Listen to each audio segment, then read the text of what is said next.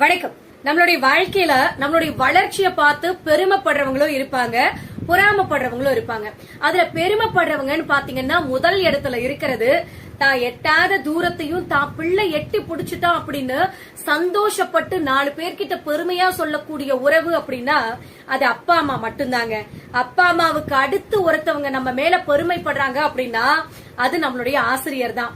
என் மாணவன் இந்த அளவுக்கு பெருசா வளர்ந்துட்டான் அப்படின்னு நம்மள பார்த்து பெருமைப்படக்கூடிய தன்னலம் இல்லாத இன்னொரு உறவு அப்படின்னா அது ஆசிரியர் உறவு தான். அடுத்து நம்மள பார்த்து பொறாமப்படுறவங்க நம்ம கூடவே இருக்கிற ஒரு சில உறவுகள் தாங்க. நம்ம கூட தானே இருந்தா இவன் மட்டும் வாழ்க்கையில எப்படி இந்த அளவுக்கு உயர்ந்துட்டான் அப்படின்னு வயிற்றுச்சல் பிடிச்சு போயிருப்பாங்க.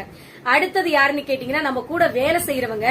நம்ம கூடவே வேலை செஞ்ச இவன் எப்படி திடீர்னு இந்த அளவுக்கு போஸ்டிங் வாங்கிட்டான், இந்த அளவுக்கு உயர்ந்துட்டான் அப்படின்னு பொறாமைப்படுவாங்க. சோ பொறாமப்படுறவங்களை நினைச்சு வருத்தப்படாதீங்க, பெருமைப்படுறவங்களை நினைச்சு சந்தோஷப்பட